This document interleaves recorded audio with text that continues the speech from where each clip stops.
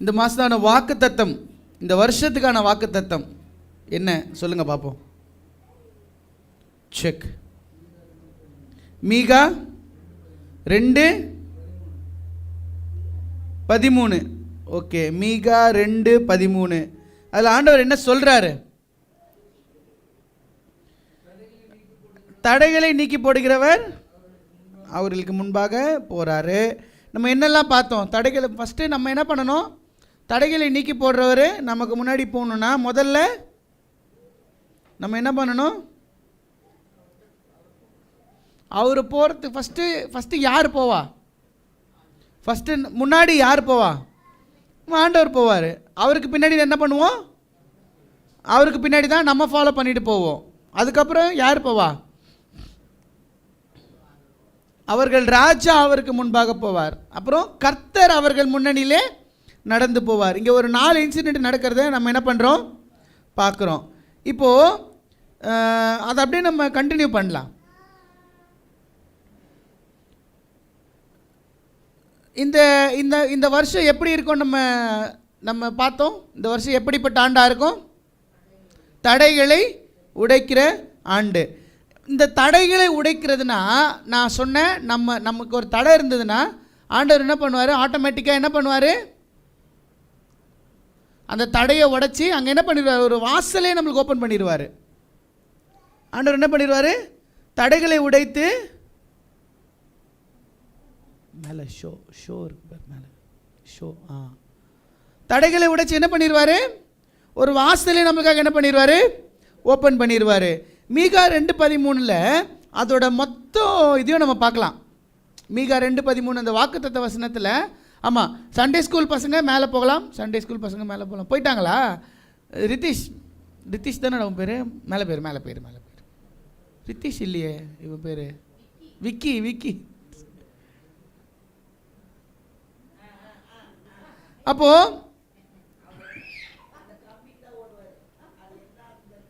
3 விஷயம் இங்கே நம்ம பார்க்குறோம். 4 விஷயம் பார்த்தோன்னு சொல்கிறேன், ஆனால் 3 விஷயத்தை நம்ம இங்கே பார்க்கலாம். அதாவது 4 சம்பவம் நடக்கிறது, அதில் 3 விஷயங்கள் நம்ம தெரிஞ்சுக்கலாம். 4 சம்பவம் என்ன? முதல்ல ஆண்டவர் தடையை உடைக்கிறாரு. ரெண்டாவது அவங்க தடை உடைத்து வாசல் வழியாக அவங்க உட்பிரவேசித்து போனாங்க.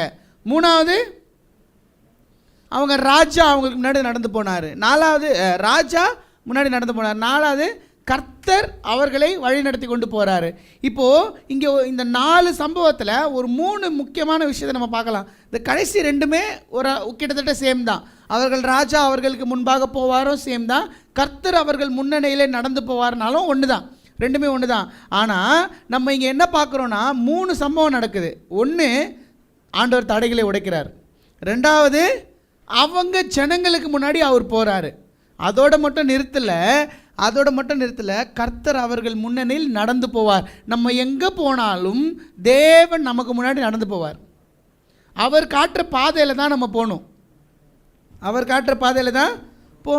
இப்போது முதல் விஷயம் நம்ம என்ன பார்க்க போகிறோன்னா, தடைகளை உடைக்கிறவருக்கு பின்னாடி நம்ம நடந்து போனால் என்ன ஆகும்? அது எப்படிப்பட்ட ஒரு அனுபவமாக நம்மளுக்கு இருக்கும் அப்படின்றத பார்க்க போகிறோம். யோசுவா 3:4 எடுத்துக்கோ. யோசுவா 3:4.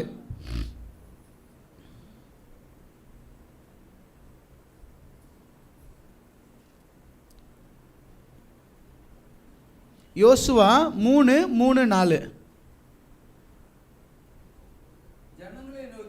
ஜனங்களை நோக்கி அதை சுமக்கிற லேவியராகிய ஆசாரியர்களையும் கண்டவுடனே நீங்கள் உங்கள் இடத்தை விட்டு பிரயாணப்பட்டு அதற்கு முன் செல்லுங்கள். பயணம் செய்து அதன் பின் செல்லுங்கள். அப்புறம் உங்களுக்கும் அதற்கும் இடையிலே 2000 முழ தூரமான இடம் இருக்க வேண்டும். நீங்கள் நடக்க வேண்டிய வழியை அறியும்படிக்கு அதற்கு சமீபமாய் இதற்கு முன்னே நீங்கள் ஒருபோதும் இந்த வழியாய் நடந்து போகவில்லை என்று கர்த்தர் கட்டளையிட்டார். அதாவது அவங்க எல்லாம் என்ன பண்ணிட்டாங்க? ஒரு இடத்துல செட்டில் ஆயிட்டாங்க. இங்கே நம்ம வந்து கொஞ்ச நாள் அதாவது மோசேக்கு அப்புறம் யார் இப்போ நடத்துறது? யோசுவா. அவங்க என்ன பண்ணிட்டாங்க, ஒரு இடத்துல செட்டில் ஆயிட்டாங்க. செட்டில் ஆன பிறகு அங்கே ஆண்டவர் என்ன சொல்கிறார் பாருங்க, ஜனங்களை நோக்கி நீ உங்களுடைய தேவனாகிய கர்த்தருடைய உடன்படிக்கை பெட்டியையும் அதை சுமக்கிற லேவியனாகிய ஆசாரியர்களும் கண்டவுடனே நீங்களும் உங்கள் இடத்தை விட்டு பிரயாணப்பட்டு அதற்கு பின் செல்லுங்கள். அப்போ எதுக்கு பின்னாடி போனோம்? தேவனுடைய உடன்படிக்கை பெட்டி, தேவனுடைய வார்த்தை. உடன்படிக்கை பெட்டியில் என்ன இருக்குது? தேவனுடைய வார்த்தை. சிம்பிளாக சொல்லணும்னா அந்த காலத்தில் உடன்படிக்கை பெட்டிக்கு பின்னாடி ஃபாலோ பண்ணணும். இந்த காலத்தில் நம்ம என்ன பண்ணணும்? தேவனுடைய வார்த்தை என்ன சொல்லுதோ அதை கடைபிடிக்கணும். தேவனுடைய வார்த்தையின்படி நடக்கணும். தேவனுடைய வார்த்தை என்ன சொல்லுது அதை கேட்டு நடக்கணும். கர்த்தருடைய வார்த்தை, கர்த்தருடைய வசனம் நமக்கு என்ன போதிக்குது அதன்படி நடக்கணும். இதான் சிம்பிள். நம்ம தடைகளை உடைக்கிறவருக்கு பின்னாடி போனால் இதான் நடக்கும். இல்லை போகணும் அப்படின்னு நம்ம முடிவு பண்ணால் இதை செய்யணும். அப்போ நம்ம தடைகள் உடைக்கப்படணும் அப்படின்னா நம்ம யாருக்கு பின்னாடி போகணும்? 2 பேர் இருக்காங்க. செவுரு கட்டுறவர் ஒருத்தர் இருக்காரு, செவுரை உடைக்கிறவர் ஒருத்தர் இருக்காரு. இப்போ நம்ம தடைகளை உடைக்கிறதுக்கு நம்ம போகிறோம். ஓகேவா? என் தடை இருக்குது, என் வாழ்க்கையில் தடை இருக்காண்டவர், இதை நான் உடைக்கணும் அப்படின்னு சொல்லிட்டு நான் செவுரு கட்டுறவருக்கு பின்னாடி போய் நிற்கணுமா இல்லை செவரை உடைக்கிறவருக்கு பின்னாடி போய் நிற்கணுமா?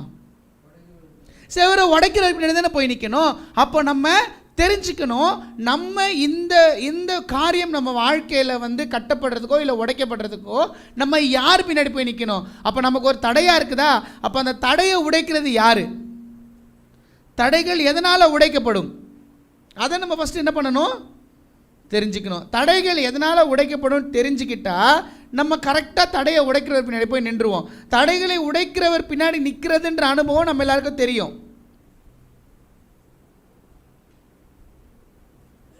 தடைகளை உடைக்கிறவர் பின்னாடி நிற்கிற அனுபவம் நம்ம எல்லாருக்குமே தெரியும். என்னது? எப்படி நிற்கணும்? அனுபவம் இல்லை, அதோட ஒரு ட்ரிக்குன்னு சொல்லுவோமே, ஒரு சீக்ரெட்னு சொல்லுவோமே, நம்ம எல்லாருக்கும் தெரியும். தடைகளை உடைக்கிறவர் பின்னாடி நிற்கணும்னா என்ன பண்ணணும்? அவருடைய வார்த்தையை ஃபாலோ பண்ணணும். இல்லைன்னா நம்ம தடைகளை உடைக்கிறவர் பின்னாடி நிற்கிறோன்னு நம்ம யோசிச்சுட்டு இருப்போம். ஆனால் அதுக்கு முக்கியமான ஒரு என்ன சொல்கிறது, இதை செஞ்சாதான் இது நம்மளுக்கு கிடைக்கும் அப்படின்னா அது முக்கியமான ஒரு கண்டிஷன். என்ன? தடைகளை உடைக்கிறவர் பின்னாடி நிற்கணும்னா ஒரு கண்டிஷன் இருக்குது. அந்த கண்டிஷன் என்ன? நம்ம அவருடைய வார்த்தைக்கு கீழ்ப்படியணும். நம்ம என்ன பண்ணணும்? அவருடைய வார்த்தைக்கு கீழ்ப்படியணும். அடுத்து இது எப்போ நடக்குதுன்னா, இஸ்ரேலர்கள் ஒரு இடத்துல இவங்க உட்காந்து செட்டில் ஆகிட்டாங்க. இவங்களை இன்னும் நம்ம என்ன பண்ணணும்? முன்னாடி மூவ் பண்ணுறதுக்கு நம்ம இவங்களை என்ன பண்ணணும்? முன்னாடி மூவ் பண்ண வைக்கணும்.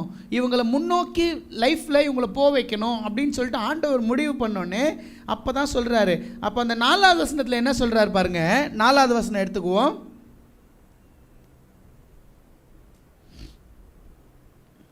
4வது வசனம் அங்கே என்ன சொல்கிறாரு? இதற்கு முன்னே நீங்கள் ஒருபோதும் இந்த வழியாய்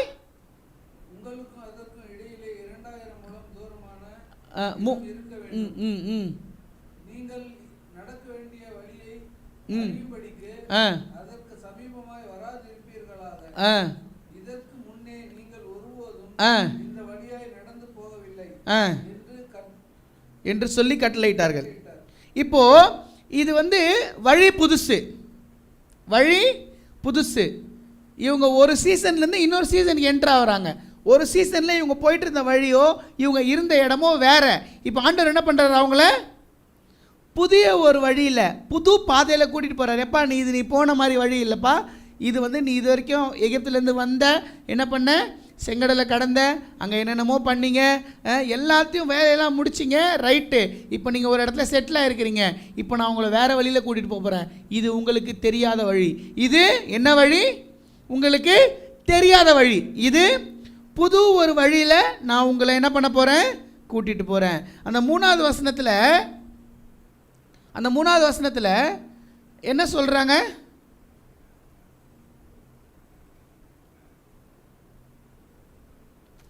லாஸ்ட், நீங்களும் உங்கள் இடத்தை விட்டு பிரயாணப்பட்டு அதற்கு பின் செல்லுங்கள்.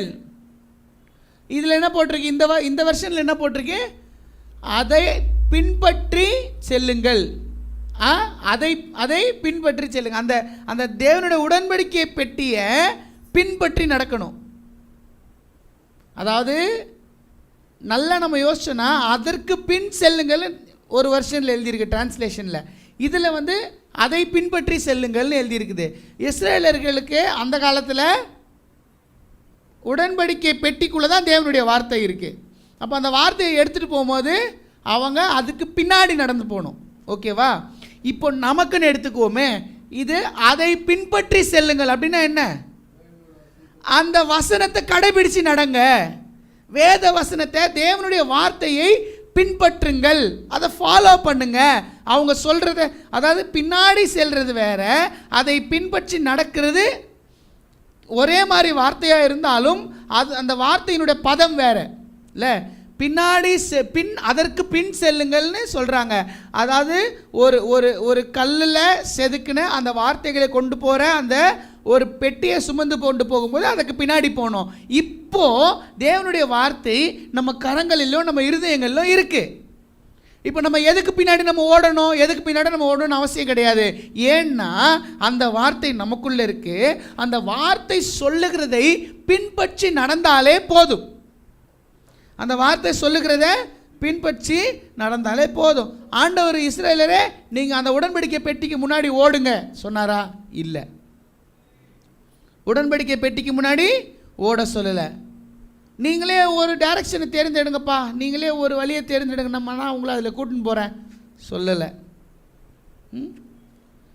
எப்போவுமே நம்ம என்ன பண்ணுவோம், ஆண்டவரே நான் இந்த வழியை சூஸ் பண்ணுறேன், இதில் நீங்கள் என்னை கூட்டிகிட்டு போங்க அப்படி தான் சொல்லுவோம். ஆனால் நிறைய நேரத்தில் ஆண்டவரே நீங்கள் சூஸ் பண்ணுங்கள், அந்த வழியில் நான் ஃபாலோ பண்ணுறேன் நம்ம ஒரு நாளும் சொல்கிறது கிடையாது. நிறைய நேரத்தில் நம்ம இதில் தான் தவறு பண்ணுறோம். தவறு பண்ணுறோம். ஆண்டவரே நீங்கள் வழி சூஸ் பண்ணுங்கள். ஆண்டவர் என்ன சொல்கிறாரு, நான் தான்ப்பா வழி சூஸ் பண்ணுவேன், நான் தான் வழியை தேர்ந்தெடுப்பேன், நீங்கள் அந்த வழியில் போகணுன்னு ஆண்டவர் சொல்கிறாரு. அப்படி இருந்தும் நம்ம என்ன பண்ணுவோம் தெரியுமா, ஆண்டவரே நான் வழியை சூஸ் பண்ணுறேன். ஆண்டவர் 3 விஷயம் சொன்னார். உடன்படிக்கை பெட்டியை பாரு. முதல்ல என்ன சொன்னார், உடன்படிக்கை பெட்டியும் அதை சுமக்கிற ஆசாரியனையும் கண்டவுடனே என்ன சொல்கிறாரு, அதை ஃபஸ்ட்டு பாருங்க, அதுக்கப்புறம் வெயிட் பண்ணுங்க, அந்த பெட்டி உங்களுக்கு முன்னாடி போகும், நீங்கள் அதை ஃபாலோ பண்ணுங்க. ஃபஸ்ட் என்ன சொல்கிறாரு, அந்த பெட்டியை பாரு, அதுக்கப்புறம் வெயிட் பண்ணு, அந்த பெட்டி உனக்கு முன்னாடி போகும். ஃபஸ்ட்டு தேவனுடைய வார்த்தையை படிச்சுட்டு தேவனுடைய வார்த்தையை எப்படி ஒரு மாடு என்ன பண்ணும் பார்த்துருக்கீங்களா? மாடு என்ன பண்ணும், அசை போடும். சாப்பிட்டு முடிச்சுட்டு மென்னுக்கிட்டே இருக்காது. மாடுக்கு இன்னொரு விஷயம் இருக்குது, எனக்கு ஸ்கூலில் சொல்லி கொடுத்தது ஞாபகம் இருக்குது இன்னும். மாடு என்ன பண்ணுமா, ஒரு மாதிரி ஒன்றும் பாதியுமா மென்று முழுங்கிருமா. முழுங்கிட்டு அவர் போய் ஒரு இடத்துல உட்காந்துட்டு அதை திருப்பி வாய்க்கு எடுத்து மென்னுட்டு இருப்பார். இதுதான் மாடு.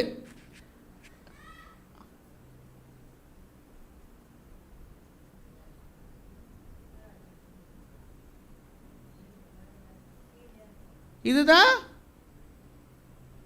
மாடு என்ன பண்ணும், அசை போடும். இது மாதிரி முதல்ல நம்ம தேவனுடைய வார்த்தையை என்ன பண்ணணும், தேவனுடைய வார்த்தையை ஃபஸ்ட்டு படிக்கணும். அதுக்கடுத்து ஒரு இடத்துல வெயிட் பண்ணணும். வெயிட் பண்ணி தேவனுடைய வார்த்தையை, நம்ம உள்வாங்கின வார்த்தையை திருப்பி நம்ம நினைவுக்கு கொண்டு வந்து வாயில் கொண்டு வந்து அசைப்படக்கூடாது. சில நேரத்தில் அசை போட்டுகிட்டே இருக்கணுமே. நம்ம தேவனுடைய வார்த்தையை நினச்சிட்டே நம்ம தியானிக்கும் போது வாய் போட்டு மென்னுட்டே கிடக்கும். அப்படி பண்ணால் நம்ம அசை போடுகிற பொருளுடைய டேஸ்ட்டு தான் நம்ம மைண்டில் நிற்குமே தவிர தேவனுடைய வார்த்தை மைண்டில் நிற்காது. அப்போது தேவனுடைய வார்த்தையை படிக்கணும், அதுக்கப்புறம் தேவனுடைய வார்த்தையை நம்ம மைண்டில் கொண்டு வந்து மைண்டில் அசை போடணும். அது என்ன சொல்லுது அந்த வார்த்தை, அதை தியானிக்கணும், அதுக்கப்புறம் அதை பின்பற்றி நடக்கணும். இதான் ஆண்டவர் சொல்கிறாரு. முதல்ல என்னுடைய வார்த்தையை படி, அதுக்கடுத்து அதை என்ன பண்ணு, மைண்டில் கொண்டு வந்து அதை தியானிக்கணும். 3வது என்ன பண்ணணும், அதை பின்பற்றி நடக்கணும். இங்கே இஸ்ரவேல் மக்களுடைய அந்த அந்த ஒரு ஒரு பிரயாணம் இருக்குல்ல, அந்த பிரயாணம் எப்போ ஆரம்பிக்குதுன்னா, எப்போ தேவன் முன்னாடி போகிறாரோ. 4வது வசனம் என்ன சொல்லுது? உடன்படிக்கை பெட்டியையும் அதை சுமக்கிற லேவியராகிய ஆசாரியரையும் கண்டவுடனே 3 கண்டவுடனே நீங்களும் உங்கள் இடத்தை விட்டு பயணம் செய்து அதை பின்பற்றி செல்லுங்கள். அடுத்து 4வது வசனம்,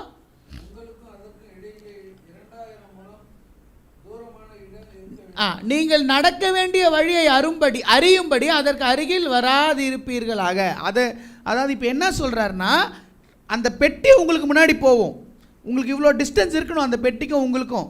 அப்போ தான் அந்த பெட்டி எப்படி போகுது. ஏன்னா நம்ம நம்ம நம்ம இந்த இதெல்லாம் படிக்கும்போது நம்ம என்ன தெரியுமா மைண்டில் வச்சுருப்போம், ஒருவேளை ஒரு 100 ஜனங்க 50 ஜனங்க பின்னாடி போவாங்க போல். இல்லை, எத்தனை பேர் போனாங்க? கிட்டத்தட்ட ஒரு 15 லட்சம் ஜனங்க போனாங்க. அப்போ அந்த 15 லட்சம் ஜனங்களுக்கும் பெட்டி அங்கே போகுதுன்னு தெரியணும்னா, இந்த ஜனங்க பெட்டிக்கு பக்கத்தில் நின்றாங்கன்னா ஒரு 50,000 பேருக்கு பின்னாடி இருக்கவங்களுக்கு தெரியுமா? இல்லை ஒரு 500 பேருக்கு பின்னாடி இருக்கவங்களுக்கு தெரியுமா? தெரியாது, மறைச்சிரும். முதல்ல யார் ஃபஸ்ட்டு லைனில் நிற்கிறாங்களோ அவங்களுக்கும் பெட்டிக்கும் கிட்டத்தட்ட ஒரு 2000 முழம் தூரம். 2000 முழம்னா 3000 அடி. ஸோ 3000 அடிகள் தூரம் இருந்துச்சுன்னா பின்னாடி இருக்கிறவங்க வரைக்கும் என்ன பண்ணலாம், அந்த பெட்டி எங்கே போகுது, எந்த டைரெக்ஷனில் போகுதுன்னு பார்க்கலாம். ஸோ அதான் ஆண்டவர் சொல்கிறாரு, முதல்ல நான் லீட் பண்ணுறேன், முதல்ல நான் உங்களை வழி நடத்துகிறேன், நான் முன்னாடி போகிறேன். இப்போ இங்கே முதல்ல நான் என்ன சொன்னேன், தேவனுடைய வார்த்தை தான் இருக்குன்னு சொன்னேன். இப்போ ஆண்டவரே லீட் பண்ணுறாருன்னு சொல்கிறேன். எது உண்மை? தேவனுடைய வார்த்தை நம்மளை முன்னாடி நடத்திட்டு போதா, ஆண்டவர் முன்னாடி நடத்திட்டு போகிறாரா? ஆனால் வசனத்துலேயே தேவனுடைய வார்த்தை, தேவனுடைய பெட்டி, தேவனுடைய பெட்டிக்குள்ளே இருக்கிற தேவனுடைய வார்த்தைன்னு சொல்லுது. 2 ஒன்று தான். ஏன்? யோவான்லாம் தான் பார்க்குறோம், ஆதியிலே வார்த்தை இருந்தது, அந்த வார்த்தை தேவனிடத்தில் இருந்தது, அந்த வார்த்தை தேவனாக இருந்தது. வசனம் முன்னாடி போனாலும் ஒன்று தான், தேவனே முன்னாடி போகிறதும் ஒன்று தான். அப்போ நம்ம இந்த வசனத்தை நம்ம மனசில் வச்சு நம்ம மைண்டில் அதை அப்படியே தியானித்து அது சொல்கிற வழியில் நம்ம நடந்தோன்னா நம்ம டைரெக்டாக சொல்லலாம், என் தேவன் எனக்கு காட்டுற வழி தான் நான் நடக்கிறேன். இப்போ நீ பைபிளை படிச்சுட்டு இருக்க, ஆண்டவர்கிட்ட ஒரு நாளும் நீ சொல்லுங்கள் ஆண்டவர்னு கேட்குறது இல்லை. நான் கேட்டதுக்கு தான் ஆண்டவர் இந்த வேதத்தின் மூலமாக எனக்கு பதில் கொடுத்துருக்கிறாரு, நான் அதன் மூலமாக நடக்கிறேன். தைரியமாக சொல்லலாம். நம்ம என்ன பண்ணலாம்? தைரியமாக சொல்லலாம். அடுத்தது 4வது வசனம், அதில் என்ன சொல்லப்பட்டிருக்கு? அதை நம்ம அந்த நம்ம ஒரு டிஸ்டன்ஸ் நம்ம ஃபாலோ பண்ணணும் இல்லை, ஒரு டிஸ்டன்ஸை நம்ம ஃபாலோ பண்ணணும். நிறைய நேரத்தில் சொல்லுவாங்க, இந்த டீச்சர்ஸ்லாம் பசங்கக்கிட்ட சொல்லுவாங்க பார்த்தீங்களா, உங்ககிட்ட ரொம்ப ஃப்ரெண்ட்லியாக இருந்தனால நீங்கள் என்ன பண்ணுறதில்ல, எனக்கு பயப்படுறதில்ல. பிள்ளைங்கக்கிட்ட கூட அதுதான் இல்லை, நம்ம ரொம்ப க்ளோஸாக நம்ம பிள்ளைங்கிட்ட இருந்துட்டோன்னா பிள்ளைங்க நம்மளுக்கு என்ன பண்ண மாட்டாங்க, பயப்பட மாட்டாங்க. அப்போது இதே தான் ஆண்டவர் சொல்கிறாரு, நீங்கள் நடக்க வேண்டிய வழியை அறியும்படிக்கு அதற்கு அருகில் என்ன பண்ணுங்க, வராதிருங்கள், அதுக்கு பக்கத்தில் வராதீங்க. அப்போ ரொம்ப க்ளோஸாக இருந்தால் தேவனுக்கு உரிய கணத்தை நம்ம என்ன பண்ண மாட்டோம். ரொம்ப ஆண்டவர் எனக்கு ரொம்ப பழக்கப்பட்டவருப்பா, அது பிரச்சனை இல்லைப்பா. சிஎம் என்ன தான் பழக்கப்பட்டவராக இருந்தாலும், சிஎம்முடைய கிளாஸில் ஒருத்தர் படிச்சிருப்பார் ஸ்கூலில், சிஎம் என்ன தான் பழக்கப்பட்டவர் இருந்தாலும் நேராக போய் தோல்ல தட்டிடே என்னடா நண்பா அப்படி கேட்க முடியுமா? முடியாது, சார் தான் சொல்லணும். அப்போது ரொம்ப க்ளோஸாக இருந்தால் அந்த மரியாதை இழந்து விடுவார். மரியாதை, நம்ம தேவனுக்குரிய மரியாதையை கொடுக்க மாட்டோம். 2வது, ரொம்ப தள்ளி இருந்தாலும் கனெக்ஷனே இல்லாத மாதிரி ஆகிடும் தேவனுக்கும் நம்மளுக்கும். கனெக்ஷனே இல்லைன்னா என்ன ஆகும்? கனெக்ஷனே இல்லைன்னா என்ன ஆகும்? பாதையை இழந்து விடுவோம். கனெக்ஷனே இல்லைன்னா ஃபஸ்ட்டு ரொம்ப க்ளோஸாக இருந்தால் ரொம்ப நம்மளுக்கு நட்புறவாகிடும், நம்ம தேவனுக்குரிய மரியாதை கொடுக்க மாட்டோம். ரொம்ப தள்ளி இருந்தால் தேவனுக்கும் நம்மளுக்கும் கனெக்ஷன் இருக்காது, தேவன் என்ன பாதையில் நம்ம நடத்துகிறாருன்றதை மறந்துடுவோம். ஒருத்தர் சொல்கிறாரு, நான் வண்டியில் போகிறேன்ப்பா, நீ என்னை ஃபாலோ பண்ணிவிட்டு வா. சார் இந்த இடத்துக்கு போகணும், நம்ம நிறைய வாட்டி அனுபவிச்சிருப்போம். சார் இந்த இடத்துக்கு போகணும் சார், கொஞ்சம் வழி சொல்கிறீங்களா? ஓ இதுவா, நானும் அங்கே தான் போகிறேன், வாங்க நான் போகிற வழி தான் உங்களுக்கு காமிச்சிடுறேன் அப்படின்னு அவரை நம்பி நம்ம ஃபாலோ பண்ணிட்டு போவோம். அவர் வேகமாக போயிட்டாருன்னு நினச்சிக்கோங்களேன், நம்மளுக்கு வழி தெரியுமா? நம்ம ஒன்று அவர் நம்ம கூட போகணும், இல்லை அவர் பொறுமையாக போவார், நான் வழி காட்டுறேன் சார் வாங்கன்னு. அவர் பொறுமையாக, இவருனா பொறுமையாக போகிறார், என்கிட்ட இருக்க வண்டிக்கு நான் என்ன ஸ்பீடாக போவேன் பார். வழி காட்டுறவரை தாண்டி போயிட்டோன்னா தூரமாகவும் இருக்கக்கூடாது, கிட்டையும் இருக்கக்கூடாது. கரெக்டான அந்த டிஸ்டன்ஸ், கரெக்டான தூரம் நம்ம ஆண்டவருக்கு நம்மளுக்கும் கடைப்பிடிச்சிட்டே வந்தோம்னு வச்சுக்கோங்களேன், அழகாக தேவன் என்ன பண்ணுவார் தெரியுமா, நம்மளை நடத்திட்டு போவார். கரெக்டான டிஸ்டன்ஸ் இருந்தால் தேவனுக்குரிய அந்த கனத்தையும் மரியாதையும் நம்ம கொடுப்போம். தேவனை சார்ந்திருந்தால் நம்ம எப்படி ஆசீர்வதிக்கப்படுவோம்ன்றதை நம்ம யாருமே நமக்கு சொல்லித்தரணும்னு அவசியம் இல்லை, வேத வசனமே நம்மளுக்கு சொல்லிக் கொடுக்கும். மூணாவது, நமக்கு என்ன பிரச்சனை வருது அதிலிருந்து தேவன் நம்மளை எப்படி பாதுகாக்கிறாருன்ற அந்த விஷயத்தை நம்ம தெரிஞ்சுக்கலாம். நமக்கு எதிராக வருகிற காரியம் எல்லாவற்றிலிருந்து தேவன் எப்படி நம்மளை பாதுகாக்கிறான்றதை தெரிஞ்சுக்கலாம்.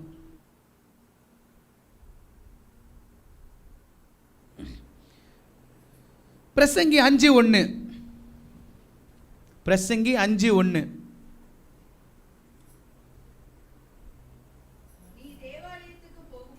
நீ தேவாலயத்துக்கு போகும்போது உன் நடைகளை காத்துக்கொள்.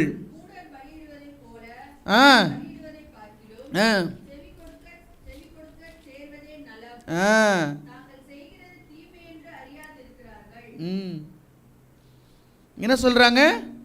நீ தேவாலயத்துக்கு போகும்போது உன் நடைகளை காத்துக்கொள்.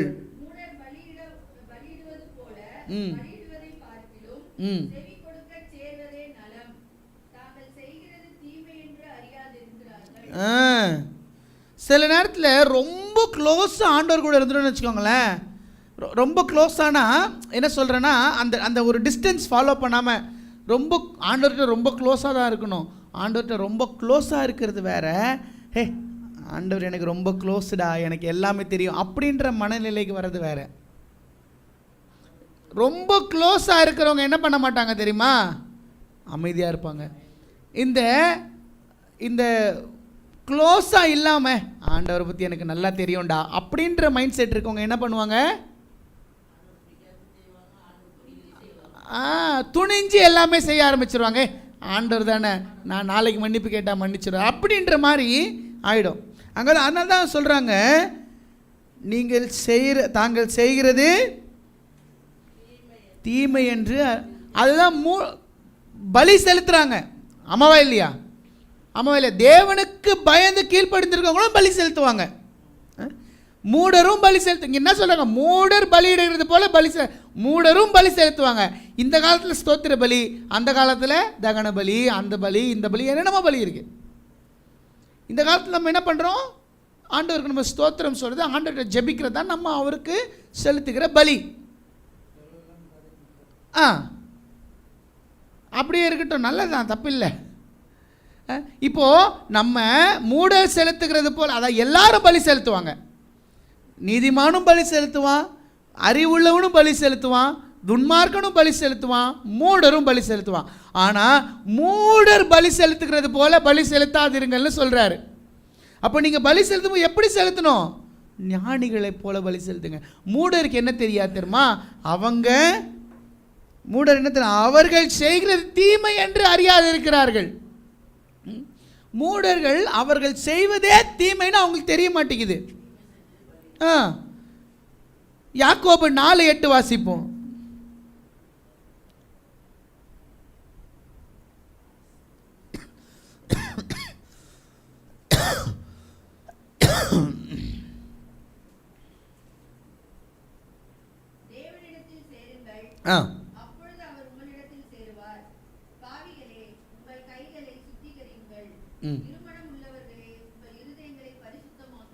தேவனிடத்தில் சேருங்கள், அப்பொழுது அவர் உங்களிடத்தில் சேருவார். தேவனிடத்தில் சேருங்கள், அப்பொழுது அவர் அப்போ என்ன சொல்றாங்க இங்க? ரொம்ப க்ளோஸ், ரொம்ப எனக்கு ஆண்டவர் தெரியும் அப்படியும் இருந்துடக்கூடாது, தேவனை விட்டு தூரமாகவும் இருக்கக்கூடாது. என்ன சொல்றாங்க? யாக்கோபு 4 என்ன சொல்றாங்க? தேவனிடத்தில் சேருங்கள், அவர் உங்களிடத்தில் சேருவார். உங்கள் கைகளை சுத்திகரியுங்கள், இருமனம் உள்ளவர்களே உங்கள் இருதயங்களை பரிசுத்த. அப்போ 2 மனசு இருக்கக்கூடாது. நம்ம என்ன பண்ணணும்? தேவனிடத்தில் சேரும்போது தேவன் நம்மக்கிட்ட சேருவார். நம்ம கைகளை என்ன பண்ணணும்? தேவனுக்கு முன்பாக க்ளீனாக வச்சுக்கணும். ஆண்டவருக்கு முன்பாக நம்ம கைகளை க்ளீனாக வச்சுக்கணும். அடுத்தது, புது வழியில் தேவன் நம்மளை கூட்டிகிட்டு போகும்போது நம்ம தேவனுக்கு கீழ்ப்படிந்து இருக்கணும்னு தேவன் விரும்புவார். என்ன விரும்புவார்? நம்ம தேவனுக்கு கீழ்ப்படிந்து இருக்கணும் அப்படின்னு சொல்லிட்டு தேவன் விரும்புவார்.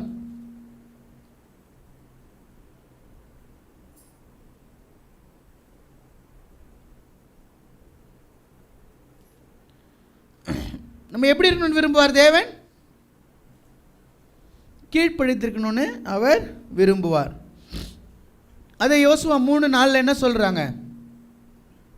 நீங்கள் இந்த வழியில் இது வரைக்கும் போனது இல்லை. நீங்கள் என்ன பண்ணதில்லை?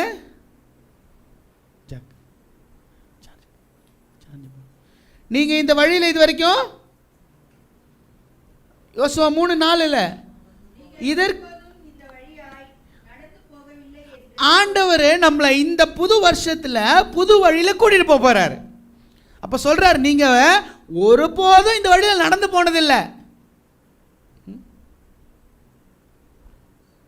ஒருபோதும் நியூ இயர் அன்னைக்கு என் புள்ள படிக்கட்டில் விழுந்ததில்லை. நியூ இயர் அன்றைக்கே படிக்கட்டில் விழுந்துட்டேன், ஆனால் ஆண்டவர் காப்பாற்றினார். நான் எல்லாரையும் கூப்பிட்டு இந்த டிக்கெட்னு சாட்சின்னு நான் சொல்லாமல் இருந்துட்டேன் பாருங்க. நியூ இயர் அன்றைக்கி நானும் அப்படியும் கீழே வந்து ஏதோ வேலை செஞ்சிட்ருக்கோம். டபடபான்னு சவுண்டு கேட்டுச்சு, செங்கல் உருள்ற மாதிரி. பார்த்தா லைனில் படிக்கட்டில் 5 படிக்கட் தாண்டி கீழே இருக்கிறான். ஆனால் ஒன்றுமே ஆகலை. ஹாலில் இருக்கிறான், குஷ்பு கிட்ட பேசிட்டு சவுண்டு கொடுத்துட்டு விளையாண்டு வந்துருக்கிறான். குஷ்பு இங்கே வாப்பா, என்ன பண்ணுறேன் கேட்டுச்சு. பேசுகிறதுக்கெல்லாம் சவுண்டு கொடுத்துட்டு கதவு அப்படியே அவரே திறந்து வெளியே வந்துட்டார். குஷ்பு நினச்சிட்டு இருக்கு, படிக்கட்டில் இருந்தோம் குஷ்பு கேட்குறதுக்கு சத்தம் கொடுத்துட்ருக்கான். ஆனால் பார்த்தா சவுண்டு எனக்கு தான் கேட்டுச்சு. இங்கேருந்து நான் ஓடி போகிறேன், படிக்கட்டில் இப்படி உட்காந்து கிடக்கிறாரு. ஆனால் ஆண்டவர் காப்பாற்றிட்டார். என்றைக்குமே இந்த வழியில் போனதில்லை, புது வழி. 2ஆம் தேதி ஒரு புது வழி. சுடு தண்ணி ஊற்றி அவ்வளோ காயமாகுமான்னு எனக்கு அன்றைக்கி தான் தெரிஞ்சுது. நேற்று இன்னொரு புது வழி. ஒவ்வொரு நாளும் புது வழி. பழைய வழி தான் ஹாஸ்பிட்டலுக்கு போகிறதுக்கு. 3 நாளும் 3 முறை ஹாஸ்பிட்டலுக்கு போயிட்டு 3 நாள் ஒரு 2 நாள் தான் போனேன். ஃபஸ்ட்டு 1ஆம் தேதி அதுவுமா போகல. நேற்று எல்லாருக்கும் புது வழி.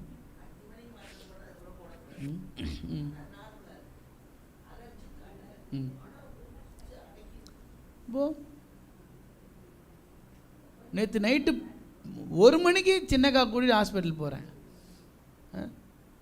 ஒன்றும் இல்லை, டாக்டர் என்ன பண்ணிட்டாங்க, பேராசிட்டமால் ஒரு ட்ரிப்ஸ் ஒன்று ஏற்றி அமுச்சிட்டாங்க. ஆமாம்,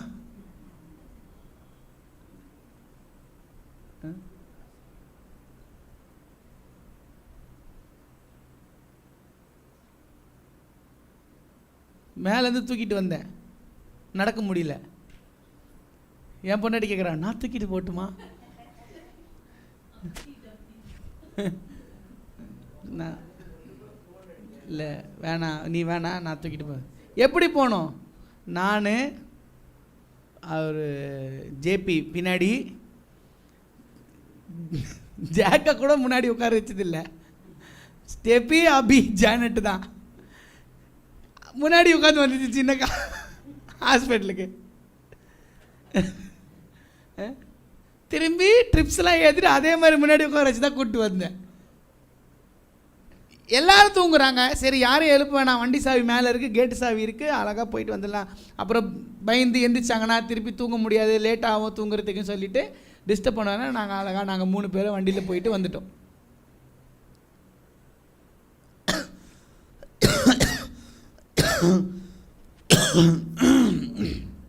அப்போது தேவன் நம்மளை ஒரு வழியில் நடத்துகிறாரு. இந்த ஆண்டு உனக்கு புது வழி இருக்குது, இந்த ஆண்டு உன்னுடைய தடைகள் எல்லாம் உடைக்கப்பட போகுது அப்படின்னு சொன்னால் நம்ம என்ன பண்ணணும்?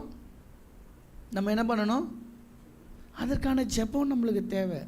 இப்போ இஸ்ரவேலர்களை ஆயத்தப்படுத்துகிறார் ஆண்டவர். இந்தாங்க ரெடி ஆகுங்க, எந்திரி, எந்திரி, முதல்ல நான் உனக்கு முன்னாடி போகிறேன், அதுக்கப்புறம் நீ என்னை ஃபாலோ பண்ணு, வெயிட் பண்ணு. தேவனுடைய வார்த்தை உனக்குள்ளே இருக்கணும். அதுக்கப்புறம் அந்த வெயிட் பண்ணும்போது என்னுடைய வார்த்தையை தியானி, அதுக்கப்புறம் என்னை ஃபாலோ பண்ணு. அதான் ஆண்டவர் சொல்கிறாரு. நம்ம என்ன பண்ணணும்? முதல்ல தேவனுடைய வார்த்தைக்கு கீழ்ப்படிஞ்சு இருக்கணும். சொன்னேன், புதிய வழியில் தேவன் நம்மளை கூட்டிகிட்டு போகும்போது அதற்கு தகுந்த, அந்த புதிய வழிக்கு தகுந்ததான ஒரு கீழ்ப்படிதல் நம்மளுக்கு வேணும். ஏன் அப்படி சொல்கிறேன்? புதிய வழி நம்ம ஏற்கனவே பழக்கப்பட்ட வழினா, இங்கே போனால் இங்கே இப்படி இருக்கும் ரோடு, இங்கே ரோடு திரும்பும், இங்கே மேடு இருக்கும், இங்கே பள்ளம் இருக்கும், இங்கே ஸ்பீட் பிரேக் இருக்கும், இந்த இடத்துல வந்து ஒரு தெருவு இருக்கும், இந்த இடத்துல வண்டிங்க குறுக்க வரும், அந்த இடத்துல சிக்னல் இருக்கும், எல்லாமே நமக்கு தெரியும், பழக்கப்பட்ட வழினா. ஆண்டவர் சொல்கிறாரு, நீங்கள் ஒருபோதும் இந்த வழியில் போனது கிடையாது. அப்போ ஒருபோதும் நம்ம இது வரைக்கும் போயே இல்லாத ஒரு வழியில் நம்ம உள்ளே என்ட்ராகும்போது நம்ம என்ன பண்ணணும்? அந்த ரோட்டுக்கான ரோட் ரூல்ஸ் என்னமோ அதை ஃபாலோ பண்ணணும். இல்லை, அந்த நம்ம போகிற அந்த வழிக்கான ரூல்ஸ் என்னமோ அதை ஃபாலோ பண்ணணும். தேவன் அப்போ அந்த ரூட்டில் யார் நம்மளை நடத்திட்டு போகிறாரு? தேவன். அப்போ தேவன் நமக்கு முன்னாடி போகிறாருன்னா, இந்த பைக் ரைடு போகிறவங்களெல்லாம் பார்த்துருக்கீங்களா? கும்பலாக ஒரு 20-30 பைக் எடுத்துகிட்டு போவாங்க. அவங்க என்ன பண்ணுவாங்கன்னா, லீடுன்னு ஒருத்தர் இருப்பார். அந்த ஒருத்தர் தான் அவங்களுக்கு என்ன பண்ணுவார்? லீடுன்னு ஒருத்தர் போவார். அவர் பைக்கு ஒரு 120 கிலோமீட்டர் ஸ்பீட்லேயோ இல்லை 130 கிலோமீட்டர் ஸ்பீட்லேயோ போகலாம். பின்னாடி வரவங்க, லீடுன்னா 130 கிலோமீட்டர் ஸ்பீடில் போகிறதான் பைக் வச்சுருக்காரு, என் பைக்கு 200 கிலோமீட்டர் ஸ்பீடில் போவோம், இப்போ நான் வேகமாக போகிறேன் பார்க்குறியா? கிடையாது, அப்படி போகக்கூடாது. நம்ம ஒரு பைக் ரைடில் போகிறோன்னா என்ன பண்ணணும்? ஒருத்தர் லீடு நம்மளை நடத்திட்டு போகிறாருன்னா, எவ்வளோ வேகமாக போகக்கூடிய பைக்கு நம்மக்கிட்ட இருந்தாலும் அந்த லீடு பின்னாடி தான் போகணும். அப்போது நம்மளால் எவ்வளோ வேகமாக ஓட முடிஞ்சாலும் நம்ம என்ன சொல்லணும்? தேவன் என்னை நடத்துகிறாரு, ஆண்டவர் சொல்லிட்டாரு, அவர் பின்னாடி நான் ஃபாலோ பண்ணணும்னு சொல்லிட்டாரு, அவர் பின்னாடி தான் நான் ஃபாலோ பண்ணுவேன். அப்போது இந்த புதிய வழியில் தேவன் நம்மளை நடத்தும் போது, இது வரைக்கும் நம்ம போயிடாத வழி, அந்த புதிய வழியில் தேவன் நம்மளை நடத்தும் போது நமக்கு என்ன வேணும்? அந்த வழியில் நம்ம செல்வதற்கான கீழ்ப்படிதல் வேணும். தேவனுக்கு கீழ்ப்படுகிற அந்த கீழ்ப்படிதல் வேணும். புதிய ஆண்டு, புதிய வழி, புதிய வாக்குத்தத்தம், அதற்கு ஏற்ற புதிய கீழ்ப்படிதல். நம்ம போன வருஷம் எப்படி இருந்துச்சு? போன வருஷம் இப்படி இருந்தேன், அப்படி இருந்தேன், இப்படி இருந்துச்சு வாக்குத்தத்தம், அப்படி இருந்துச்சு, எனக்கு இப்படி நடந்தது, நான் இது ஜெபிச்சேன், அது நடந்தது, ஆனால் இதுக்கு ஜெபிச்சேன், அதுக்கு நடக்கலை, அதெல்லாம் முடிஞ்சிருச்சு. இந்த வருஷம் புது வருஷம், புது வாக்குத்தத்தம் ஆண்டவர் தந்திருக்காரு, புது வழியில் நம்மளை நடத்துகிறேன்னு சொல்லியிருக்காரு. அந்த புது வழிக்கு தேவையான புதிய கீழ்ப்படிதல் நம்மளுக்கு தேவை. பழைய பழக்க வழக்கங்கள், எனக்கு தெரியும்ப்பா, ரோடு இப்படி ரோடு வளைஞ்சிருந்தா நான் அப்படியே பெண்டு பண்ணி ரோடு திரும்பிடுவேன். அது நம்மளுக்கு பழக்கப்பட்ட வழியில் திரும்பலாம். புது வழியில் என்ன பண்ணக்கூடாது? பண்ணக்கூடாது. புது வழியில் பண்ணக்கூடாது. இந்த கத்திப்பாரா பிரிட்ஜில் இப்படி ஏறும்போது நல்லா வளைச்சி திருப்புவேன் வண்டியை. நான் நல்லா அப்படி வளைச்சி திருப்புவேன். ஆனால் அங்கே மட்டும்தான் பண்ணுவேனே தவிர, ஏதோ எனக்கு புதுசாக ஒரு ரூட்டில் போகிறேன், அந்த இடத்துல அதே மாதிரி ஒரு பெண்டு இருக்குது, ஆனால் அந்த ரோடு எப்படி இருக்கும்னு எனக்கு தெரியாது, அந்த இடத்துல நான் திருப்பினா என்ன ஆகும்? அப்படியே வண்டி அப்படியே போயிடும். அப்போது நமக்கு தெரிஞ்ச ரூட்டில் நம்ம பண்ணுற மாதிரி புது வழியில் நம்ம பண்ண முடியாது. ஆல்ரெடி நான் இப்படி தான்ப்பா போனேன், ஆண்டவர் என்ன நடத்தினார்ப்பா, நான் இப்படி போனேன்ப்பா, அதே ஃபாலோ பண்ணி இந்த வருஷத்தில் ஜெயிக்கிறேன் பாரு. இல்லை, புது வழியில் ஆண்டவர் நம்மளை கூட்டிகிட்டு போகிறேன்னு சொன்னார்னா அந்த புது வழிக்கேற்ற புதிய கீழ்ப்படிதல் நம்மளுக்கு தேவை. அந்த ரோடோட ரூல்ஸை நம்ம மதிக்கணும். அந்த ரோட்டில் நம்மளை கூட்டிகிட்டு போகிறவங்க சொல்கிறதன்படி நம்ம நடக்கணும். அப்போ அந்த ரோட்டில், புது வழியில், புது திசையில் நம்மளை யார் கூட்டிகிட்டு போகிறது? ஆண்டவர் கூட்டிகிட்டு போகிறாரு. அப்போ புது வழியில் ஆண்டவர் கூட்டிகிட்டு போகும்போது அவர் சொல்லுகிற அந்த வழியை நம்ம ஃபாலோ பண்ணி நடந்தாதான் அந்த ரூட்டில் நம்ம போக வேண்டிய இலக்கை போய் என்ன பண்ண முடியும்? அடைய முடியும். ஆண்டவர் ஆல்ரெடி சொல்லிட்டாரு, நீங்கள் எதிர்பார்க்கும் முடிவை தரும்படிக்கு உங்கள் பேரில் நினைத்திருக்க நினைவை அறிந்திருக்கிறேன். அவை தீமைக்கான முடிவல்ல, நன்மைக்கு ஏதுவான நினைவுகளே. அது அப்போ நம்ம எதிர்பார்க்கிற முடிவு என்னவா இருக்கும்? நான் இந்த விஷயம் உனக்காக ஜெபிச்சிட்டு இருக்கேன், அதுக்கு ஒரு முடிவு வரணும்னு நான் எதிர்பார்க்குறேன், தீமையான முடிவு வரணும்னு எதிர்பார்க்குறேன், ஆண்டவர் எனக்கு தீமையான முடிவை கொடுப்பாராக. அப்படியே ஜெபிப்போம். என்ன ஜெபிப்போம்? நம்ம எதிர்பார்க்கிற முடிவு எப்பவுமே நன்மையான முடிவு தான். நீங்கள் எதிர்பார்க்கும் முடிவை தரும்படிக்கு உங்கள் பேரில் நினைத்திருக்கிற நினைவை நான் அறிந்திருக்கிறேன்னு சொல்கிறாரு. எதிர்பார்க்கிற முடிவை தருவார். நான் ஆல்ரெடி சொன்னது தான் வழி. தேவன் நமக்கு சொல்கிற வழி தான். முடிவு என்ன? எனக்கு நன்மை. முடிவு என்ன? எனக்கு ஆசீர்வாதம். முடிவு என்ன? என்னை சுற்றிலும், என் குடும்பத்தை சுற்றிலும், எனக்கு உற்றார் உறவினர், எனக்கு தெரிந்தவர்களை சுற்றிலும் தேவ கிருபை சூழ்ந்திருக்கணும். அப்போ அதுதான் எனக்கு தேவையான முடிவு. முடிவு தேவன் தருவார். முடிவு தேவன் தருவார். ஆனால் அவர் கூட்டிகிட்டு போகிற ரோடு அவருக்கு மட்டும்தான் தெரியும். இந்த முடிவு தான் சந்தோஷமான முடிவு, எனக்கு தெரியும் அதை எப்படி அடையணும்னு. இப்போ பாருங்கள், உங்களுக்கு முன்னாடி போய் நான் அடையிறேன். ஆண்டவர் சொல்ல, எப்பா இரு இரு இரு, இந்த ரோடு உனக்கு தெரியாது, இது புது ரோடு, இது புது விதமாக நான் உன்னை கூட்டிகிட்டு போகிறேன், இரு, இந்த ரோடு உனக்கு தெரியாது. அப்படி சொல்லும்போது நம்ம சொல்லுவோம், எல்லா ரோடும் ஒன்று தானே. நம்ம அந்த ரோட்டில் நம்ம தேவன் கூட்டிகிட்டு போகிறாருன்னா ஆண்டவர் அவருடைய வழியில் தான் கூட்டிகிட்டு போவார். நீங்கள் எதிர்பார்க்கும் முடிவை உங்களுக்கு தருவதற்கு உங்கள் பேரில் நான் நினைத்திருக்க நினைவை அறிந்திருக்கிறேன். என்ன வழியில் ஆண்டவர் கூட்டிகிட்டு போகிறோம், நம்ம அழகாக ஆண்டவரை ஃபாலோ பண்ணால் போதும். நம்ம ஆண்டவரை ஃபாலோ பண்ணால் போதும். அவர் நம்மளை என்ன பண்ணுவார், அழகாக நம்ம எதிர்பார்க்குற முடிவில் கொண்டு விடுவார். நம்ம எதிர்பார்க்குற முடிவு எப்போவுமே நமக்கு நல்லதாக தான் இருக்கும், எப்பவுமே நமக்கு நன்மையான முடிவாக தான் இருக்கும். அப்போ தேவன் நம்மளை எதிர்பார்க்குற முடிவில் கொண்டு விடணும்னா நம்ம அவருக்கு கீழ்ப்படிஞ்சு இருக்கணும். நம்ம நம்ம நம்ம மேலே ஒரு ரூம் உடைச்சி கதவு ஓப்பன் பண்ணோம், ஞாபகம் இருக்கா? ஃபஸ்ட்டு பக்கத்து ரூமுக்கு எப்படி போயிட்டு இருந்தோம்? இந்த டோரில் வெளியே வந்து, இந்த டோரில் வெளியே வந்து இப்படி சுற்றிட்டு அந்த பக்கமாக போவோம். இப்போ 2 ரூமுக்கு நடுவில் ஒரு செவுரு இருக்குது. அந்த செவுரை உடைச்சி ஒரு வழி ஓப்பன் பண்ணிட்டோம். அப்போ என்ன ஆகும்? அப்படி போய் சுற்றிட்டு வர்றது, அப்படி போய் சுற்றிட்டு வர்றது கம்மியாயிடுச்சு. இந்த ரூம்லேருந்து அந்த ரூம் போனோன்னா நடுவில் கதவு திறந்தா போயிடலாம். இந்த ரூம்லேருந்து அந்த ரூம் போனோன்னா தடைகள் உடைக்கப்படுகிற ஆண்டு அப்படின்னு சொன்னால் நம்ம பழைய ரூட்டில் நம்ம போகணுன்னு அவசியம் இல்லை. அந்த தடைகள் உடைக்கப்படும் போது புது ரோட்டு நம்மளுக்காக உருவாக்கப்படும். தடைகள் உடைக்கப்படுதுன்னு சொன்னால் நல்ல ஞாபகம் வச்சுக்கோங்க, பழைய ரூட் வழியாக நம்ம போக தேவையில்லை, போகவும் மாட்டோம். புது ரூட் ஓப்பன் ஆகும், புது ரூட்டில் தான் நம்ம போவோம். இதில் நம்ம போகிற ரூட் எதுன்னு சொன்னல, தடைகளை உடைக்கப்படணும், அதுக்கு நம்ம தேவனுக்கு கீழ்ப்படியணும். நம்ம டிஸ்டன்ஸ் எவ்வளோ தூரம் இருக்குது பிரச்சனை இல்லை, நம்ம ஆண்டவரை ஃபாலோ பண்ணணும். 1. 2வது, அதுக்கு நமக்கு என்ன தேவை? கீழ்ப்படிதல் தேவை. 3வது என்னென்னா,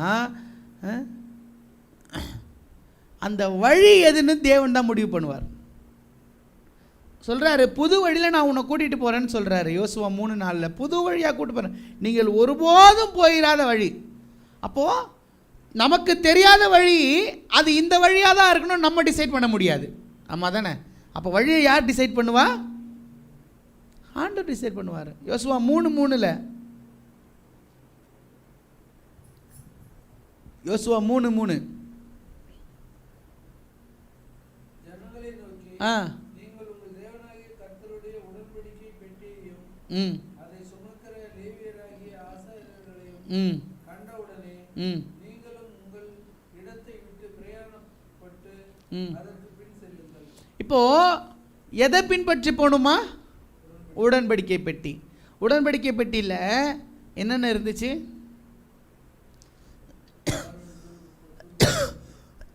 10 கட்டளை, ஆரோனுடைய துளிர்த்த கோல், அப்புறம்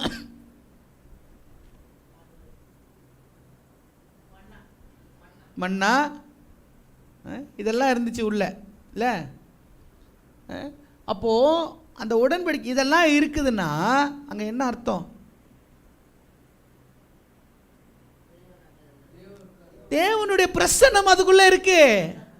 தேவனுடைய ஆரோனுடைய துளிர்த்த கோல் பெட்டியில் வச்சு மூடிட்டாங்க. துளிர்த்த கோலாகவே இருக்குமா? காஞ்சி போயிடாதா? மண்ணா கெட்டு போயிடாதா? அங்கே அப்பம் உள்ளே வச்சுருந்தாங்க, அந்த அப்பம் என்ன ஆகும்? புருஷம் பிடிச்சி போயிடாதா? ஏன் எதுவுமே ஆகலை? தேவனுடைய பிரசன்னம் அதுக்குள்ளே இருந்தது. தேவனுடைய வார்த்தையே இருக்குது, மண்ணாக இருக்குது, ஆரோனுடைய துளித்த கோல் இருக்குது, ஆண்டவருடைய பிரசன்னம் அதில் இருக்குது. நம்ம இஸ்ரவேலர்கள் என்ன பண்ணாங்க தெரியுமா? அந்த லீடருங்களை ஃபாலோ பண்ணி போல, ஆசாரியர்களை ஃபாலோ பண்ணி போல, இந்த வழி தான்ப்பா உட்காந்து நம்ம யாராவது வழி கேட்டாங்கன்னா நம்ம என்ன பண்ணுவோம்? அப்படியே தரையில் உட்காந்து ஒரு குச்சி எடுத்து அந்த மாதிரி மேப் போட்டு காமிக்கல ஆசாரியர்கள். தேவனும் அந்த மாதிரி மேப் போட்டு காமிக்கல. தேவன் என்ன சொன்னார்? என்னுடைய பிரசன்னத்தை நீ ஃபாலோ பண்ணி வா, என் சமூகம் உனக்கு முன்பாக செல்லும், கர்த்தருடைய மகிமை உன்னை பிறகாலே காக்கும். அவ்வளோதான். அங்கே அவங்க அவங்க அவங்க தலைவர்களை ஃபாலோ பண்ணி போல, ஆசாரியர்களை ஃபாலோ பண்ணலை. அவங்க யாரை ஃபாலோ பண்ணாங்க? தேவனுடைய பெட்டிக்குள்ளே இருக்கிற தேவனுடைய பிரசன்னம், ஆண்டவருடைய வழிகாட்டுதலை ஃபாலோ பண்ணி போனாங்க. அவங்க தேவனுடைய பிரசன்னத்தை ஃபாலோ பண்ணி போனாங்க. யாத்திராகமம் 33:15 வாசிப்போம்.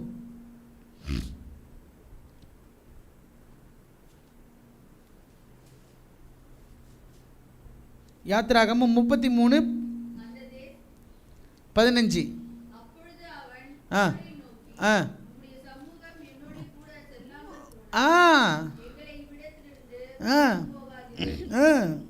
நம்ம இதான் வாசிச்சோம் நியூ இயர் அன்னைக்கு, ஞாபகம் இருக்கா?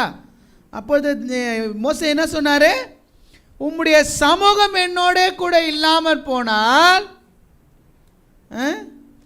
எங்களை இவ்விடத்திலிருந்து கொண்டு போகாதிரும். இங்கே பிரச்சனை யாருக்கு வந்துச்சு? பிரச்சனை யாருக்கு வந்துச்சு? மோசேக்கு வந்துச்சு. அவர் என்ன சொல்றாரு? உம்முடைய சமூகம் என்னோட. அப்போ தேவனுடைய பிரசன்னம், தேவனுடைய சமூகம் மோசே கூட அப்படி இருந்துச்சு பலமா. இப்போ இவங்க செய்கிறதுனால என்ன ஆயிடுச்சு? தேவனுடைய சமூகம் மோசேயை விட்டு விலகினது. சிம்பிள். தேவன் யார் மூலமாக லீட் பண்ணார் இஸ்ரவேலர்களை? யார் மூலமாக வழி நடத்திட்டு போனார்? மோசே மூலமாக. இஸ்ரவேலர்களுக்கு தேவனுடைய மகிமையை பார்க்க முடியவில்லை. மோசேன் முகத்தையே பார்க்க முடியல. முகத்தை மூடிக்கப்பா, எங்களுக்கு அதை பார்க்க முடியலன்னு சொன்னாங்க. அப்போ தேவனுடைய பிரசன்னம் அவ்வளோ பலமாக இருந்தது. யார் மேலே? மோசே மேலே. அப்போ தேவனுடைய பிரசன்னம் மோசே மேலே அவ்வளோ பலமாக இருக்கும்போது இவர்கள் செய்கிறதுனால, தேவன் விட்டு விலகினால மோசே உணர்றாரு, தேவனுடைய பிரசன்னம் என்னோட இல்லை, தேவனுடைய சமூகம் என்னோட இல்லை. அதான் சொல்கிறாரு, உம்முடைய சமூகம் என்னோட இல்லாமல் போனால் இந்த இடத்தை விட்டு எங்களை கொண்டு போகாதிரும். இதில் இன்னொரு ட்ரிக் இருக்கு. மோசே அப்படி சொன்னார், ஆனால் உண்மையிலே என்ன தெரியுமா? ஆண்டவரே, உம்முடைய சமூகம் இல்லாமல் நாங்கள் மூவ் பண்ண முடியாது. எகிப்திலிருந்து கூட்டு வந்தது உம்முடைய சமூகம், எகிப்திலிருந்து கூட்டிட்டு வந்தது உம்முடைய பிரசன்னம், செங்கடலை கடக்க வச்சது நீங்கள், மாறாவின் தண்ணியை மதுரமாக்கினது நீங்கள், நாங்கள் கறி சாப்பிடணும் காடையை கொடுத்தது நீங்கள், பசிக்குதுனோடனே மண்ணாவை கொடுத்தது நீங்கள், இவ்வளவோ பண்ணது நீங்கள். ஆனால் இப்போ நடுவில் எங்களை நீங்கள் நிறுத்துறேன்னு சொன்னீங்கன்னா, உம்முடைய சமூகம் எங்கள் கூட இல்லைன்னா நாங்கள் எங்கே போக முடியும்? நீங்கள் சொன்னீங்க பாலும் தேனும் ஓடுகிற தேசத்துக்கு நான் கூட்டிகிட்டு போவேன்னு, ஆனால் அந்த தேசத்துக்கு போகிறதுக்கு எங்களுக்கு வழி தெரியாது, நாங்கள் இங்கேயே டென்ட் கட்டி இருந்துருவோம். அதான் சொல்கிறார் மோசே எங்கள் ஆண்டவர்கிட்ட. அவ்வளோதான். எகிப்தில் எப்படி நாங்கள் ஒரு ஓரமாக, எகிப்தியர் ஒரு ஓரமாக இருந்தாங்க, நாங்கள் ஒரு ஓரமாக இருந்தோமோ, அதே போல் நாங்கள் இங்கே இருக்கிற ஊரில் இருந்துட்டு போகிறோம். எங்களுக்கு வேறு வழி இல்லை. நீங்கள் எங்களை நடத்தினா மட்டும்தான் நாங்கள் இங்கேருந்து நடந்து போவோம். அவர் ஒரு வைராக்கியமாக இருந்தார் ஆண்டவர்கிட்ட. ஆண்டவரே, எனக்கு தெரியும் நீர் எங்களோடு இருந்தீர், நீங்கள் தான் எங்களை கூட்டிகிட்டு வந்தீங்க, நீங்கள் தான் எங்களை நடத்துனீங்க, இனிமேலும் நீங்கள் தான் எங்களை நடத்தணும், நடத்தலைன்னா நாங்கள் ஒரு அடி நகர மாட்டோம். இதான் மோசே சொல்கிறார். நம்ம போகிற வழியில் பாதுகாப்பு நமக்கு வழி தெரிகிறதுனால கிடையாது. நல்ல ஞாபகம் வச்சுக்கோங்க. நமக்கு இந்த வழி தெரியும்ப்பா, நான் சேஃப்டியாக சேர்ந்துருவேன். நிறைய நேரத்தில் நம்ம சேஃப்டியாக வர முடியாது. ஆனால் நம்ம போகிற வழியில் பாதுகாப்பு நமக்கு வழி தெரிஞ்ச வழியோ தெரியாத வழியோ, பழைய வழியோ புது வழியோ, தேவனுடைய பிரசனம் இருக்கிறதுனால மட்டும்தான் நம்மளுக்கு பாதுகாப்பு. பழைய வழியாக இருந்தாலும் சரி, புது வழியாக இருந்தாலும் சரி, பழைய நம்ம நடக்கையாக இருந்தாலும் சரி, புது நடக்கையாக இருந்தாலும் சரி, அங்கே பாதுகாத்தது தேவன் தான், இங்கே பாதுகாக்கிறது தேவன் தான். பழைய வருஷத்தில் பாதுகாத்தது தேவன் தான், இந்த புது வருஷம் முழுவதும் நம்மளை பாதுகாக்க போகிறதும் நம் தேவன் தான். வழி தெரிகிறதுனால எனக்கு பாதுகாப்பாக இருந்துருவேன்றது சாத்தியமே கிடையாது. பிலிப்பியர் 3:13 வாசிப்போம். அடுத்தபடியா நமக்கு வழி திறந்துருச்சு, ஓப்பன் ஆயிடுச்சு, அதுக்கப்புறம் பின்னாடி பார்க்க கூடாது.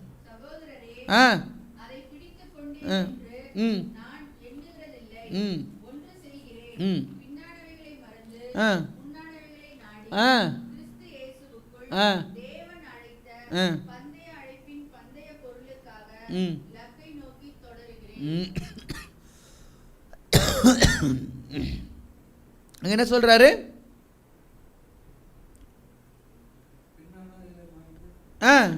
அவ்வளோதான் சகோதரரே, அதை நான் பிடிச்சிக்கிட்டேன்னு சொல்லிட்டு நான் என்றைக்குமே நான் அது என்றது கிடையாது. 12 சொல்றாரு பாருங்க, நான் அடைந்தாயிற்று அல்லது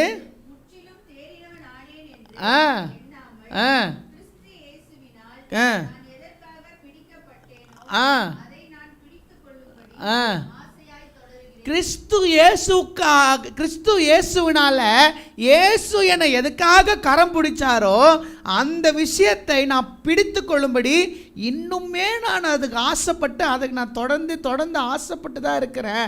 அதை ஃபாலோ பண்ணிட்டு இருக்கேன். ஆசையை தொடர்கிறேன்னா என்ன?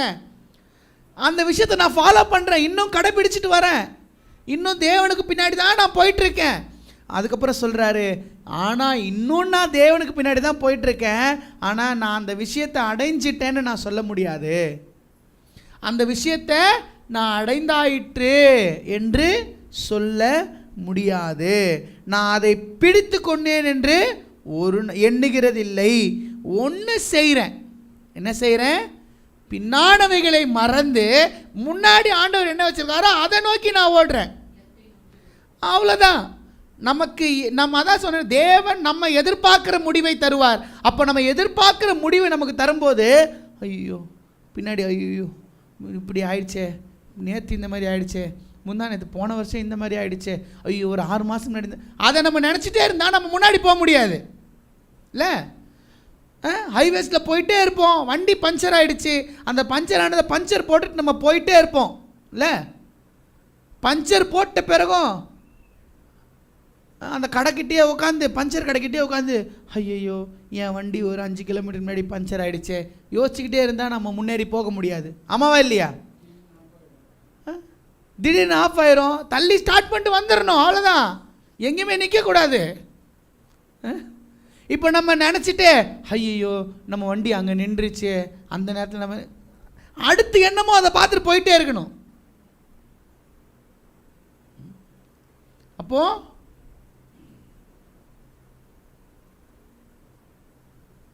என்ன பண்ணணும்? நம்ம ஒரு ஒரு ஒரு ஒரு ஒரு நம்ம ஹைவேஸில் போயிருமோ, வண்டி பஞ்சர் ஆகிடுச்சு, பஞ்சரான வண்டியை நம்ம என்ன பண்ணுவோம்?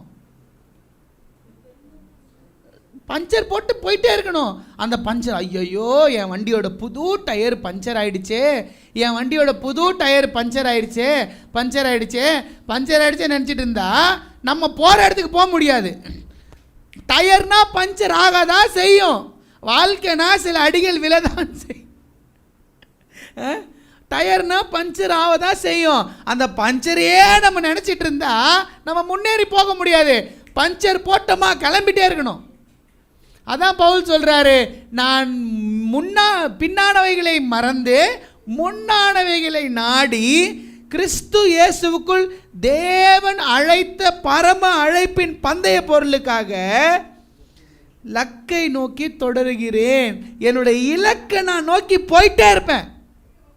பின்னாடி நடந்ததை நான் மறந்துடுவேன். எனக்கு முன்னாடி ஆண்டவர் என்ன வச்சிருக்காரோ அதை தான் நான் ஃபாலோ பண்ணி போவேன்.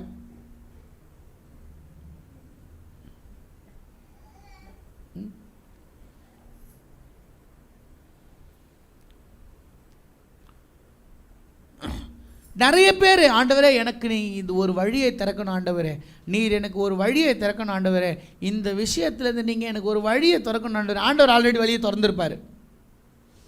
ஆண்டவர் ஆல்ரெடி வழியை திறந்துருப்பார். ஆனால் அநேகர் வழி திறக்கப்படணும்னு ஜெபம் பண்ணுவாங்க. ஆனால் ரொம்ப சிலர் தான் திறந்த வழியில் நம்ம போகணும், திறந்த வழியில் இருக்கிற லைஃப்பை நம்ம யோசிக்கணும், பின்னாடி நடந்ததை மறந்துடணுன்ட்டு ரொம்ப சிலர் தான். அநேகர் ஒரு ஆண்டவரே எனக்கு இந்த பிரச்சனை நீங்கணும்னு ஜெபம் பண்ணுவாங்க. ஆண்டவர் பிரச்சனையை நீக்கிடுவார். பிரச்சனையை நீக்கிட்டப்பா, நீ நேராக போ, ஃபார்வர்டில் போ, உன் லைஃப்பை பாரு, அதுக்கப்புறம் ஃப்ரண்ட்டில் மூவ் பண்ணு அப்படின்னு ஆண்டவர் சொல்லிடுவார். ஆண்டவர் சொல்லிட்ட பிறகும் நம்ம ஃப்ரண்ட்டில் மூவ் பண்ணாமல் பின்னாடி நடந்த பிரச்சனைகளே யோசிச்சுட்டு இருந்தோன்னா நம்ம என்ன பண்ண முடியாது. அங்கே பிரச்சனை என்ன? அங்கே பிரச்சனை என்ன? தடை கிடையாது. ஆண்டவர் தடையை ஓப்பன் பண்ணிட்டாரு.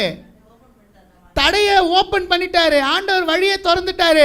அங்கே பிரச்சனை என்னன்னா, திறந்த வழியில் நம்ம போகாமல் ஐயையோ என் வண்டி பஞ்சர் ஆயிடுச்சு, பஞ்சர் போட்டாச்சு, காரு பஞ்சர் ஆயிடுச்சு, ஐயோ புது டயர், போன மாதம் தான் புது டயர் போட்டேன், அதுக்குள்ளே டயர் பஞ்சர் ஆயிடுச்சு அப்படின்னு யோசிச்சா நம்ம முன்னேறி போக முடியாது. டயருக்கு பஞ்சர் போட்டாச்சு, இனி அந்த ஓட்டையை பற்றி நம்ம கவலைப்பட்டுட்டு இருந்தோம்னா நம்ம லைஃப் முன்னேறி போகாது. பஞ்சர் போட்டாச்சு, போயிட்டே இருக்க வேண்டியதான். இங்க ஆபத்து நமக்கு ஏற்பட்ட தடை கிடையாது. இங்க நல்லா யோசிக்கோ, இங்க ஆபத்து நமக்கு ஏற்பட்ட தடை கிடையாது. தடையை உடைச்ச பிறகும் நம்ம அந்த தடைக்குள்ள போகும். ஐயோ இங்கே தானே நம்மளுக்கு தடை இருந்தது, இங்கே தானே எனக்கு தடை இருந்தது, இங்கே தானே எனக்கு தடை இருந்தது. ஆண்டவர் சொல்ல, எப்பா தடையை உடைச்சாச்சு, நீ முன்னாடி போ. அதான் பவுல் சொல்றாரு, நான் பின்னானவைகளை மறந்து முன்னானவைகளை நாடி கிறிஸ்து எனக்கு வைத்திருந்த பரம அழைப்பின் பந்தய பொருளுக்காக என்னுடைய டார்கெட்டை நோக்கி, என்னுடைய லக்கை நோக்கி நான் போறேன் ஃபார்வர்டில்.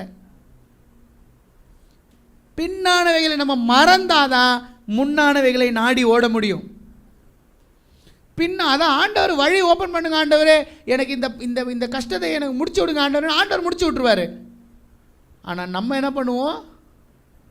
ஐயோ இதே நாள், இதே நேரம், இதே வருஷம் பேச்சிச்சு, போன வருஷம் இங்கே எனக்கு ஒரு பிரச்சனை இருந்தது, இங்கே தான் நின்று அந்த பிரச்சனையை ஆண்டவர் உடைச்சாரு, நம்ம அங்கேயே நின்றுருப்போம். நம்ம எதுக்கு ஆண்டவரை பிரச்சனையை உடைக்க சொல்லுவோம்? ஆண்டவரே எனக்கு இருக்கிற தடையை ஏன் உடைங்க ஆண்டவரே நம்ம சொல்லுவோம்? முன்னேறி போகிறதுக்கு. உடைச்ச பிறகும் நம்ம தடை பக்கத்தில் நின்றுக்கிட்டு இங்கே தான் தடை இருந்தது, இங்கே தான் தடை இருந்தது சொல்லிட்டே இருந்தால் நம்ம முன்னேறி போகவே முடியாது.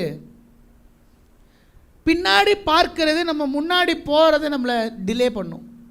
ரன்னிங் ரேஸ் ஓடும் போது எங்களுக்கு ஒன்று சொல்லி கொடுப்பாங்க, நீ எவ்வளோ ஸ்பீடாக வேணால் ஓடு, உன் கூட வரவன் எவ்வளோ ஸ்பீடாக வேணால் ஓடட்டும், பின்னாடி மட்டும் திரும்பி பார்க்காத. ஏன்? நம்ம பின்னாடி திரும்பி பார்க்கும்போது நம்ம முன்னேறி போகிற அந்த ஸ்பீடு குறையும். பின்னாடி பார்க்கும்போது முன்னாடி போகிற அந்த வேகம் நம்மளுக்கு என்னவோ குறையும். அதனால தான் ரன்னிங் ரேஸ் ஓடுறவங்கள பார்த்தீங்களா, தலையை குனிஞ்சிட்டு ஓடினே இருப்பாங்க.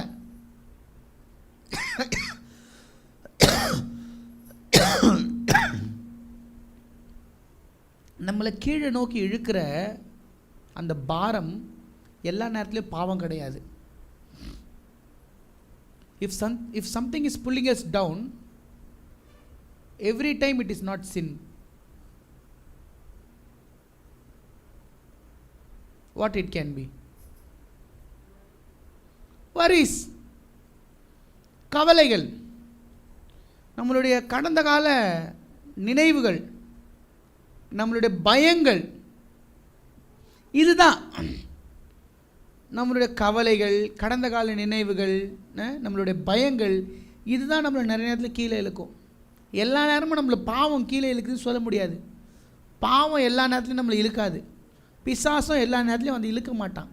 அநேக நேரத்தில் நம்மளை முன்னேறி போக விடாமல் தடை பண்ணுறது என்ன தெரியுமா? நம்மளுடைய நினைவுகள், நம்மளுடைய முன்னாடி கடந்த காலத்தை நம்ம பிடிச்சிட்டே இருக்கிறது தான்.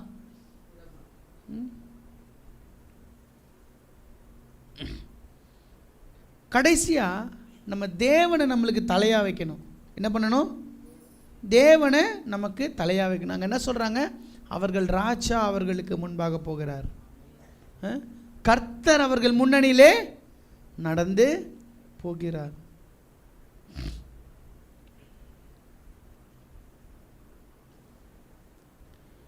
நம்மளுடைய தடை உடைக்கப்படும் போது அது எப்போ தெரியுமா பாதுகாப்பானதாக இருக்கும் நம்ம லைஃப்பில்?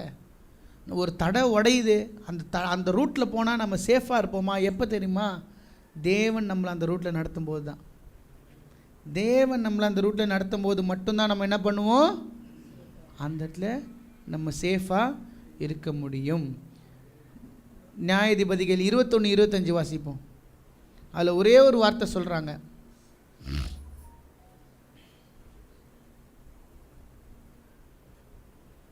நியாயாதிபதிகள் 21-25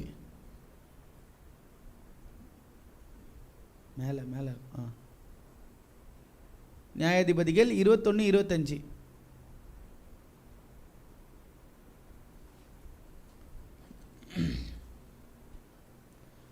அந்த நாட்களிலே இஸ்ரவேலிலே யார் இல்லை? ராஜா இல்லை. அவனவன் தன்னுடைய பார்வைக்கு சரியானதுபடி செய்து வந்தான்.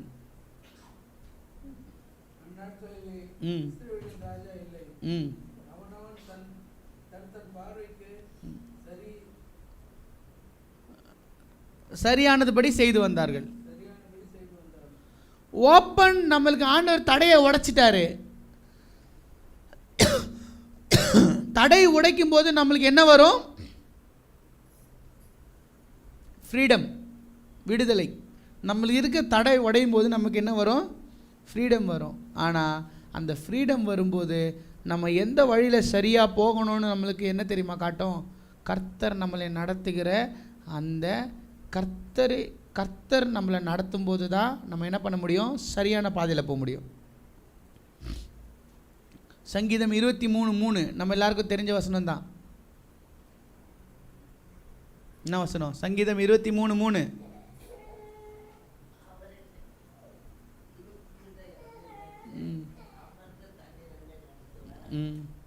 சங்கீதம் 23:3. அவரின் ஆத்துமாவை தேற்றி தம்முடைய நாமத்தின் நிமித்தம் என்னை நீதியின் பாதையிலே நடத்துகிறார்.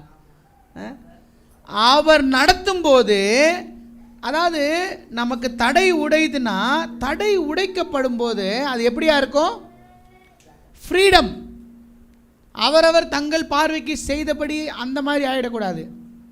அவரவர் தங்கள் பார்வைக்கு நலமானதுபடி செய்தார்கள், அப்படி ஆகிடக்கூடாது. தடை உடைக்கப்படும் போது நம்மளுக்கு ஃப்ரீடம் வரும். ஆனால் அந்த ஃப்ரீடம் எப்படி இருக்கணும்னா, ஆண்டவர் நம்மளை நடத்தணும். அப்போ தான் சொல்கிறது, அவரின் ஆத்துமாவை தேற்றி தம்முடைய நாமத்தின் என்னை நீதியின் பாதையில் நடத்துகிறார். ஆண்டவர் நம்மளை நீதியின் பாதையில் நடத்துவார். எதில் நடத்துவார்? God will lead us in the righteous path. ஆண்டவர் நம்மளை நீதியின் பாதையில் நடத்துவார்.